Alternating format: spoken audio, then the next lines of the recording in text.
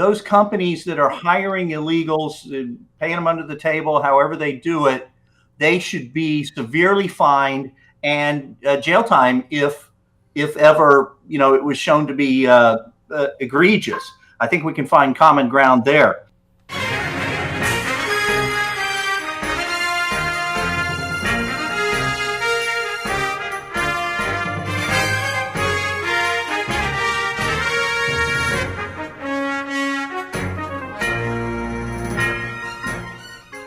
Welcome to Third Side Convo with your host, Bob Phipps. Your panelists today are Ted Johnson, Stacia Boyd, Bill Russell, and Oli Phipps. And now, your host, Bob Phipps.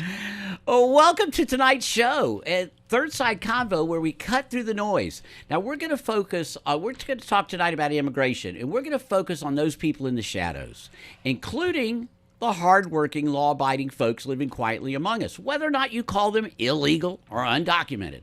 Now, some pay taxes, hold down jobs, they support their families, and yet their future here feels uncertain.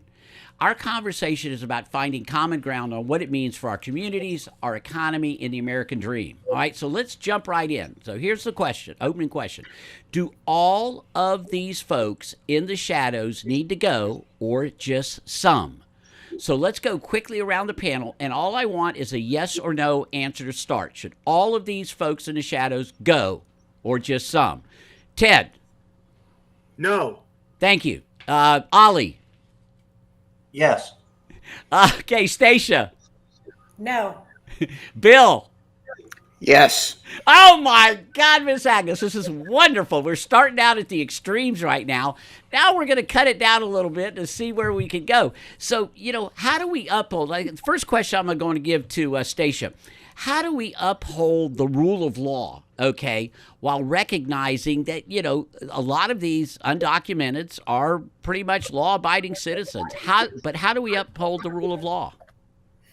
Well, I think we start with the premise that we are upholding the rule of law. The laws are what they are. I mean, people might not like the way our immigration laws are written. They might not like the fact that we have a constitution and amendments. They might not like the fact that we are a nation that has set forth the idea that it's like, once you touch our ground, you are protected under the rights of our Constitution. That is the basis of the law. So we are not being unlawful in general. Where people are like coming across a border and like breaking those types of protocols. Yeah, those are people who absolutely, if they get caught, should be taken to the nearest immigration center. They should not be released into the country. The reason that they are is because of the tremendous backlog. It's a bureaucratic problem. It is a lack of finances, a lack of money. It is a lack of will and willpower. But none of these things in and of themselves are illegal. Okay, Bill, you're an attorney. Did you ever learn somewhere that actually there has been a law broken? Yes. I mean, the law requires you to enter the country legally, to check in and go through the process. And if you are here in an illegal status, you are here illegally. And in terms of, it is not lawful, it is not constitutional to break our laws and come and live illegally in the United States. And the folks that do live illegally, even if they are not necessarily, quote unquote, the criminal element where they are necessarily bad people, but people just living here regular lives, trying to work, but they're doing so illegally. That has several very negative effects on our nation. It skews the tax base. It skews the representation base, particularly states like California that have large numbers of illegal immigrants who are counted as part of their population, and gives them more representatives in Congress. And it artificially Bill, let's go back to Ted. Let's go back to Ted on that one. Just 1 second. Let me finish. Okay, go. And it artificially skews the labor base and drives down wages for all Americans. Okay. Well, I know Ted wants to jump in because we jumped into California right away, and the only reason they're keeping them there is for the votes, right, Ted? Yeah, absolutely. Yeah. As soon as they come in, we give them millions of dollars. We set them up in big houses and we make them vote. Yeah, that's exactly what we do. I think, it goes back to the history, but basically count them in the census. Yes. Whatever. They still can't vote, Bill. There you go. And the Yeah, fact but of the matter- census Bill, drives the number of Bill, representatives Bill, per the same fact state. of the matter, Bill, the fact of the matter is, they do. Actually, there's been a long history of immigration into California, and now Hispanics are their largest racial recognition. 2 out of 5 people in California are Hispanic. On top of that, 2 out of 5 are in Texas are identify as Hispanic. Out of those, probably 1 out of 5 children in California, and about the same in Texas, have parents that's a illegal immigrant. What I'm trying to get to is the fact that this problem has been ongoing for at least 60, 70 years. It's based in cultural economics, i.e. poor people look at rich people and say, I want to be like them. And so they crawl over a fence, to put it personally. And All right. so I think this issue, I'm going to get into real here, Bob. The That's issue okay. is much more than political. It's much more than census. It's much more than politics. It's cultural. Okay, Oli, I know you've got some thoughts on this, given that your wife legally immigrated here from the Philippines. So you're kind of up on that stuff, aren't you? Or take this personally, we'll say. Yeah, absolutely. Bill's wife as well. So That's true. I don't know where to start. I'll bet you I could find a common ground by saying that those companies that are hiring illegals, paying them under the table, however they do it, they should be severely fined and jail time if ever it was shown to be egregious. I think we can find common ground there. However, Bob, you made a misstatement accidentally. You had said something like people living in the shadows if they're citizens, something. Well, the key issue, as Bill pointed out, is that the Constitution is applicable to citizens, not to non-citizens, as Stacia might have you believe. So crossing the border in and of itself, as Bill said, is a crime. And the reason that we've got so many Latinos in California and Texas and the southern border states, it's logical because there's a huge land bridge between the United States and all of the countries south of it, all the way into South America. So just because the culture, I have no problem if California's 98% Hispanic, so long as they're all legal, but they're not. Okay, Stacia, he Yeah. called on you. Go for it, girl. Yeah, I think this is a very important point, and we keep saying it over and over again, that the Constitution only applies to American citizens. That is false. That is false on its face. That is false as a textualist. That is false as an originalist.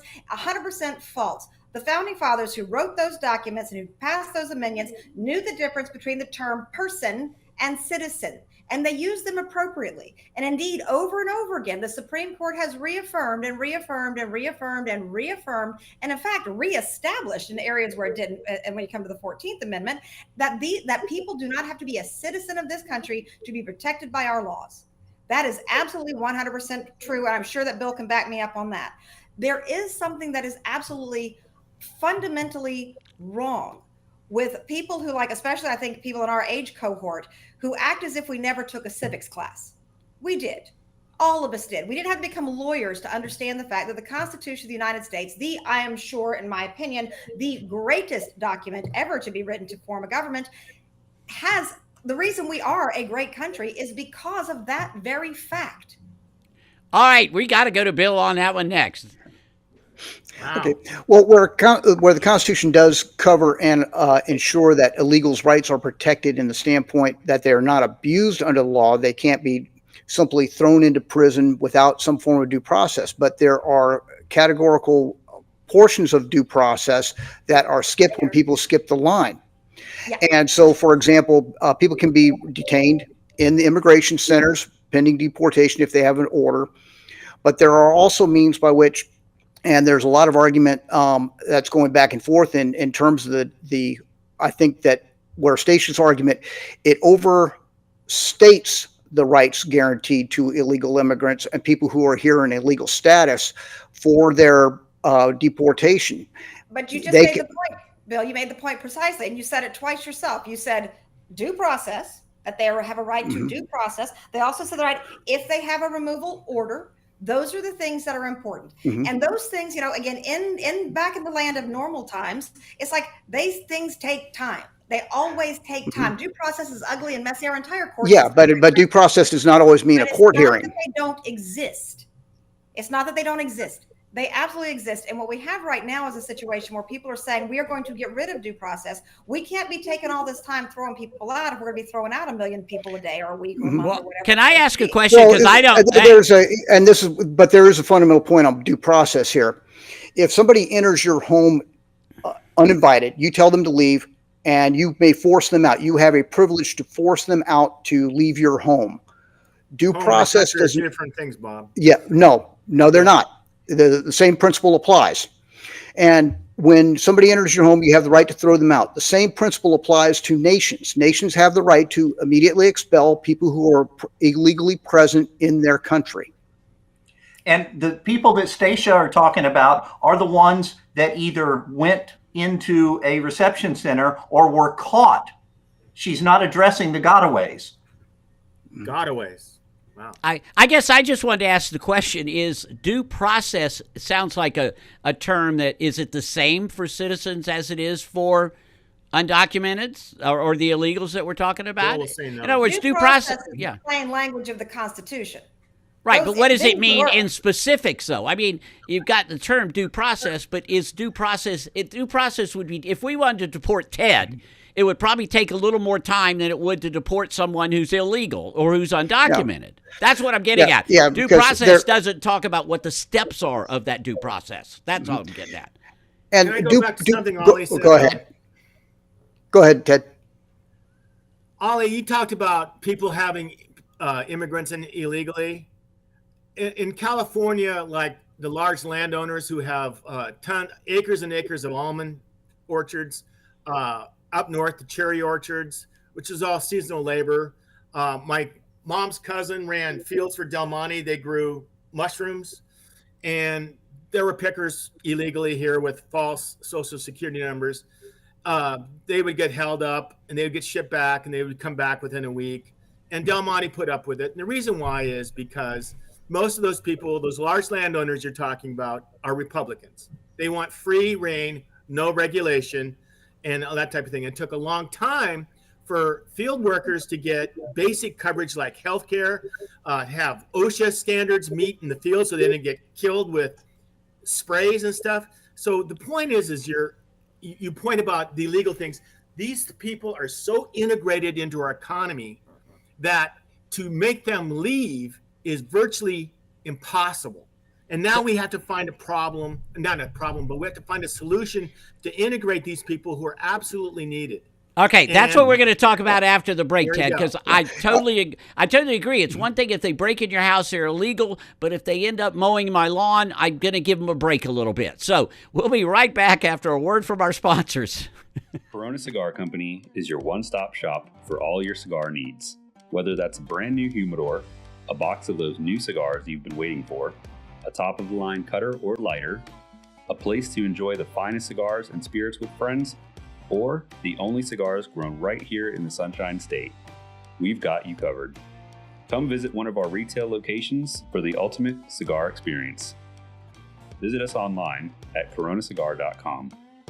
Oak Ridge Gun Range is a family-oriented shooting range that has been in business for over 30 years. They specialize in basic firearm training and offer numerous services such as consignments, gun trades, gunsmithing, and concealed weapon classes. I even got my training for gun safety at Oak Ridge Gun Range. Great customer service, and firearm safety is what they do best. So find out more at oakridgegunrange.com.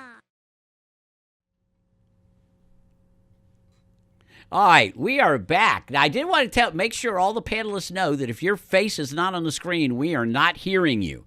So please recognize that if your face isn't on the screen, we ain't got it. All right, I guess let's go back to maybe a simpler question.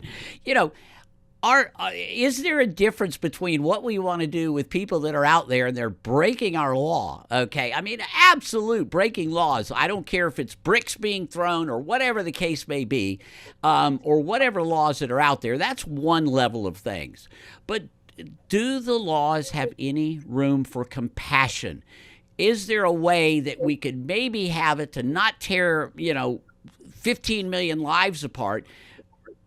I'm just saying, is that something that isn't the immigration laws that are the problem here? And I'm going to go on and start with Oli on this one, because I know you went through the laws, but could they be, designed a little better here? I mean, it seems so black and white that it's not fair. Well, I certainly think I think it's despicable that whatever the process is, the laws and the administration of those laws is such that it's so difficult to get through the system. So yeah, I do have compassion in that sense. And if I might just comment to Ted's last comment about the Republican landed gentry, I'm fine with throwing those people in jail if they're employing illegals. Then they deserve to get their punishment as well. I will. That is probably a love match. Probably a love match. But on that point, and I don't know if you guys mind if I jump in. I mean, there's a reason why. I mean, here we in the state of Florida, we are a huge produce state, a huge agricultural state, and we employ a lot of, our folks.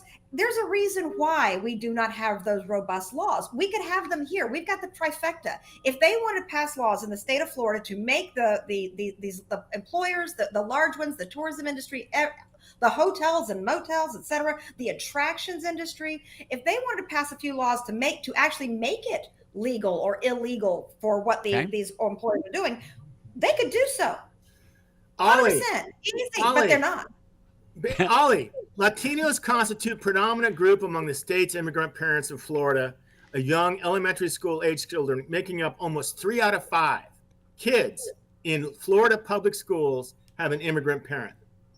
So let's start throwing those people out. Oh, and probably throw in the school administrators for admitting those kids into school. Let's do that. Administrators don't have a choice but to admit them when they're there. Oh, there you go. What's wrong? They got to change the laws then, Bill. Change the law. Well, the problem isn't so much the laws as failure to enforce the immigration laws.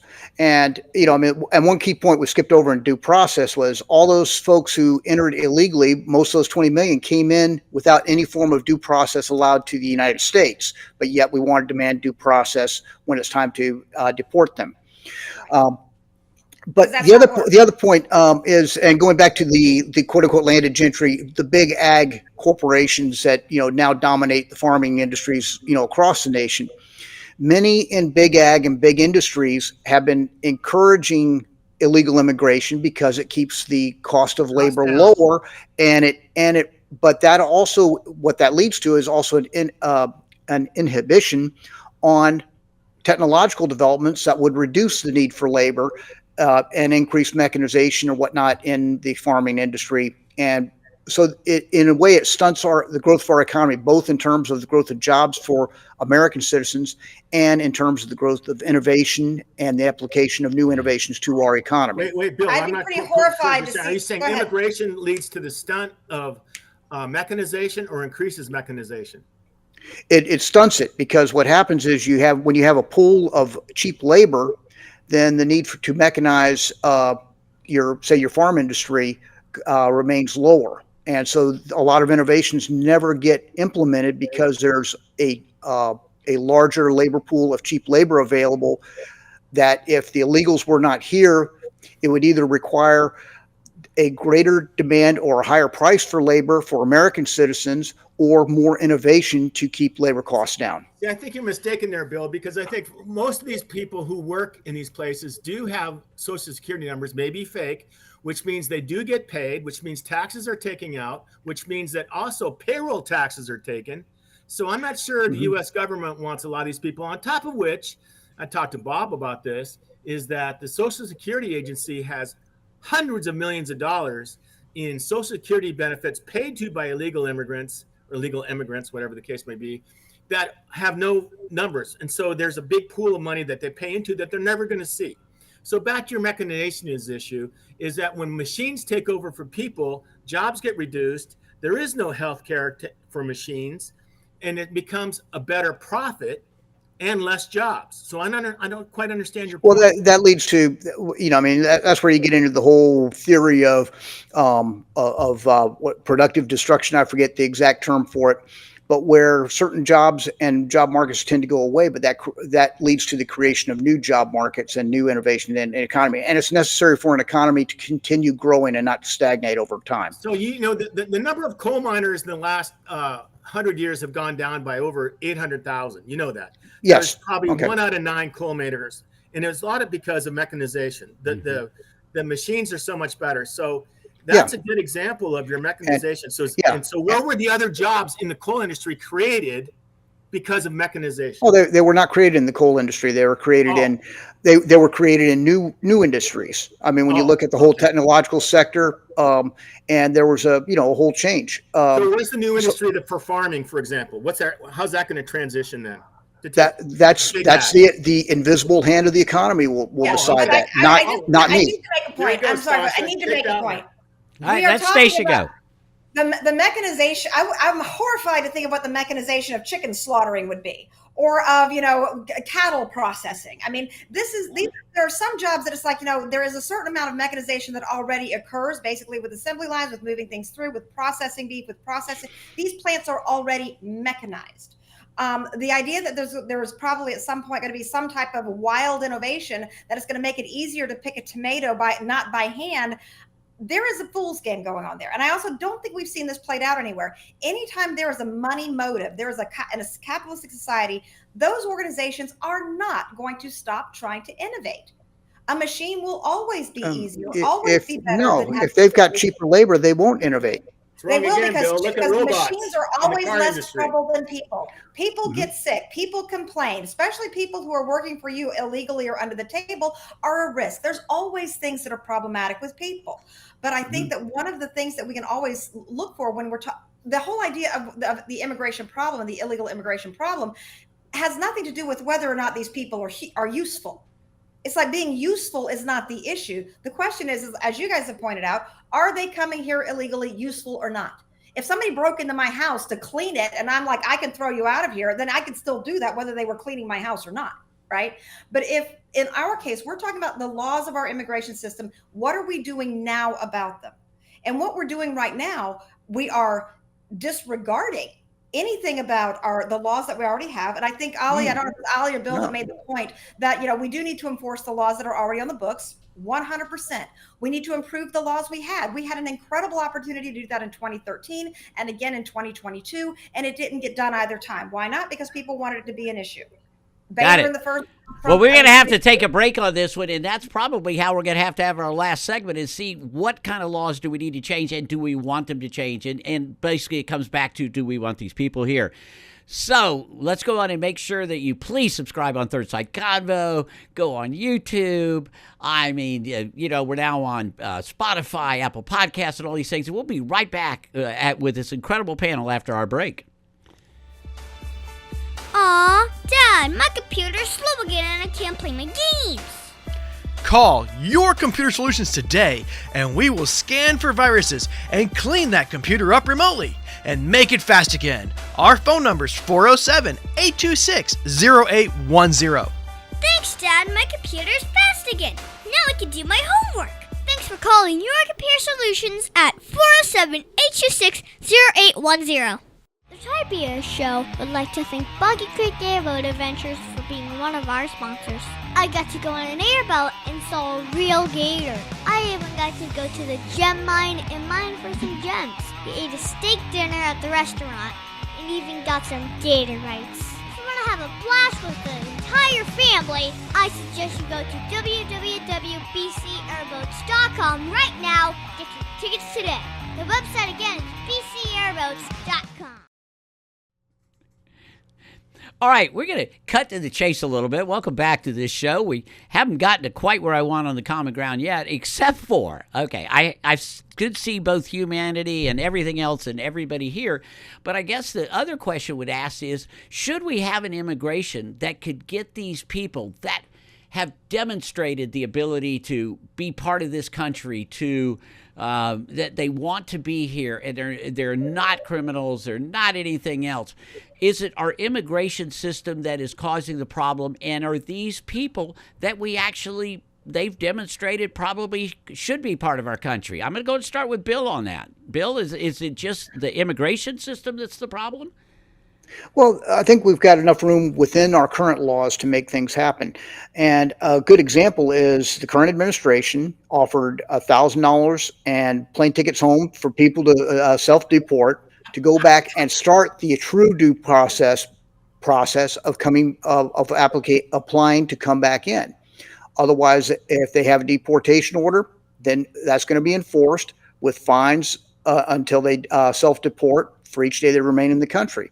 So within the laws that we have on the books, we've got plenty of room to establish an effective policy, and we're seeing effective policies being implemented, and that's the way forward.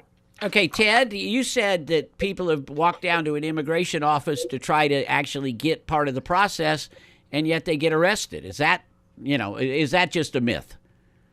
No, it's not a myth. That's a fact. ICE agents have been doing that, yes. I mean, back to the overall thing that you're asking at this point of the conversation is that immigration might be the most complex issue we face as a nation. Okay. It's just political gridlock all over the place. It involves capitalism. Wow. It involves employers. Do you penalize employers who have illegal immigrants and now want to make them legal, but they've been having it for how long? Is there past dues? In terms of like who's more right, who gets to the front of the line? I mean, and on top of which, who's going to do that? We don't have a system. We don't have an agency in charge of that. We do have border agents. We do have immigration, but they're woefully understaffed, as we all know. And on top of which, it would take a lot of money and a lot of organization to set it up. And who's going to pay for it? But should we? Okay, Oli, do we need to do something? Can we possibly just bust, 25 million people out of here? Is there some other options? Well, I think they've got kind of sort of a middle ground with the what do they call it? Like the immigrant worker permit or something like that, where you're allowed to come into the country to work legally. That's at green least card. Some sort of it. No, I'm not talking about a green card. I'm talking about something else. My wife took. There are work permits. There are seasonal work permits. So long. You're right. That's it. It's called the guest worker program. That's what it's called. So that's what I'm referring to. My concern with it all, I can't answer your question so easily, Bob, about just trucking out 25 million illegal aliens, as they are properly called. When my wife had her green card, it said resident alien. So alien is actually the term under the law. So what bothers me at the core of it is, so you've got the schools being overrun, Not true. being given. Yes, it is true, Ted. They're being given. It is true. They're given food assistance. They're overrunning the hospitals. They get driver's license, phone, and they affect the census, as Bill said, which tells you how many legislative votes that you get. So those are the kind of things that I think are not fair to the American taxpayer. Okay, now we're going to go, let's see, for a little agreement. We've got virtually hardly any time. Stacia, can you find something that you could agree with what they're saying, even though they're going too far? What do they have a point somewhere? Wait, I want to commit Stacia real quick. She said something. Can you remind us? You said that if that there would be a condition where someone is not released into the United States. What was that again, please? What I was talking about, people who come across the border should, and they're caught, they should be taken to a processing station. They should not be released immediately into the country. Very good. God, we got something there. Okay, Bill. Again, Bill, do you understand the compassion here as to why they're saying there's got to be a better way to do this? Well, Yeah, no, absolutely. We all want to be compassionate. Sometimes the most compassionate thing to do is enforce the law as it's written and to be very, very stern about it. Because when you allow a group of people to remain illegally, it encourages further illegal immigration, which leads to a whole host of issues ranging from human trafficking to drug importation to all the problems and the rise in crime caused by those who are here illegally and are of the criminal ilk. Okay, I have to jump in, believe it or not, and I'm going to jump in to agree with Ted. Ted brought up the point, and I believe it or not, I mean, I actually had this discussion with my wife last night. We were kind of almost arguing about it. Ted, you said this is a difficult topic. Boy, do I agree. I thought we'd get a little more there. I don't think that the right necessarily wants to take people out on trains and send them out. We need a better system. Our country deserves better. I mean, let's face it this way. This is what I read. It said, listen, if we want to keep the American dream alive, we've got to roll out the welcome mat a little smarter, attracting folks who bring skills, jobs, and money to the table, not just a suitcase full of handouts. And so for that, we're going to have to just sign off on the show. Our time is done. Please subscribe on YouTube, on Facebook. And obviously, we're going to have to take on this topic again, maybe with some different people. Who knows? But we appreciate seeing you on Third Side Convo to this very difficult subject. And we'll be back again for another one next week. Thank you very much.